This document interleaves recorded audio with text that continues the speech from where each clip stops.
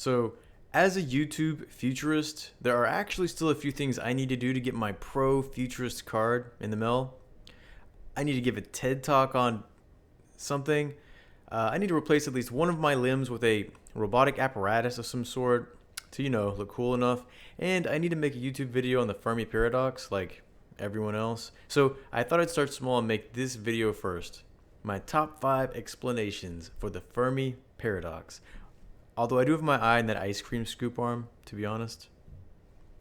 So, the Fermi paradox is the fact that when we search outer space for evidence of alien life, we don't find any, no megastructures or spaceships or advertisements, nothing. And this contradicts our math because when we calculate the age of our galaxy, it's really old, the number of planets that should have evolved life, a lot, and how long it takes for life to evolve into a spacefaring civilization of space pirates, our entire galaxy should have already been colonized. But it's not, so this is a paradox. And scientists really care about this because we were intending to eventually go out into space, after we wreck this planet, and find more planets to live on and wreck. But if there's something out there wiping everything out, we want to figure it out before we go out there, so we can hide. And that's why these days, in between microdosing on LSD and Googling nootropics, scientists spend their remaining time brainstorming possible explanations for the Fermi Paradox. And these are my top 5. 1. The Great Filter. So, the Great Filter is not a very large filter, like for an air vent. I know, I was surprised too. It's actually the idea that life just isn't as common as we thought, because there is actually a special situation or ingredient on Earth that made life possible. And this reminds me when I go to the gym to get swole. I throw some iron around for a bit, and eat clean. But I never end up looking like Arnold Schwarzenegger. Not quite. And this is also probably because of a missing ingredient. Steroids. So there's that. 2. Also, the Great Filter. The second idea is that, the Great Filter exists, but it's not in our past. It's actually in our future, which sucks. And this filter is the fact that all intelligent life eventually evolves to do something like invent artificial intelligence and destroy itself. And while this idea is a downer, on the bright side, if it pans out, right before we all die horribly, we'll be like, oh yeah, this totally explains the Fermi paradox. So at least we'll have the satisfaction of knowing that before the eternal abyss takes us all. 3. Transcendence.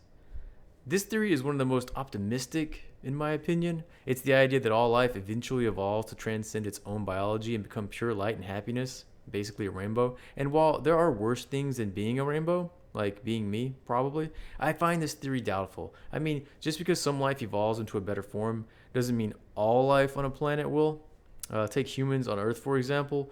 We evolved to be more intelligent, sort of, but there are still dogs and cats and unicorns, all the lower life forms. So even if some aliens do evolve into beings of perfect light, there should still be plenty of crappy, human-like aliens out there to meet and exploit. 4. Ultimate predator species.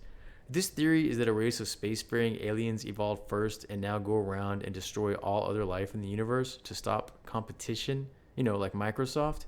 And so the reason the universe is devoid of all life when we examine it is because everyone else has been murdered.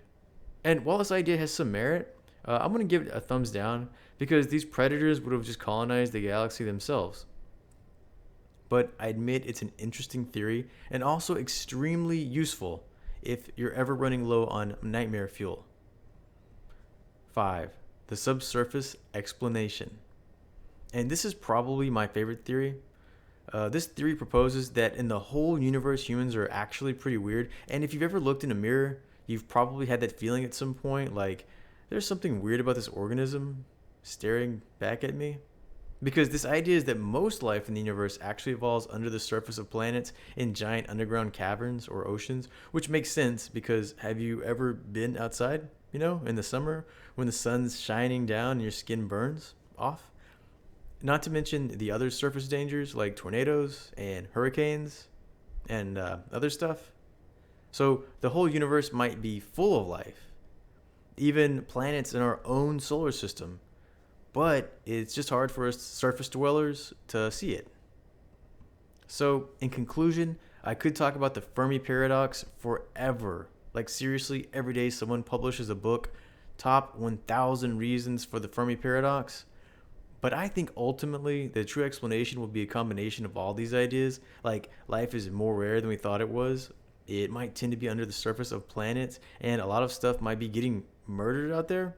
So, I believe our best course of action is to just hide for now and eventually send robots out there while we stay back and maybe have some mojitos by the pool. And when the robots do come back, the ones that make it back in one piece or whatever, they can just tell us what the hell is going on.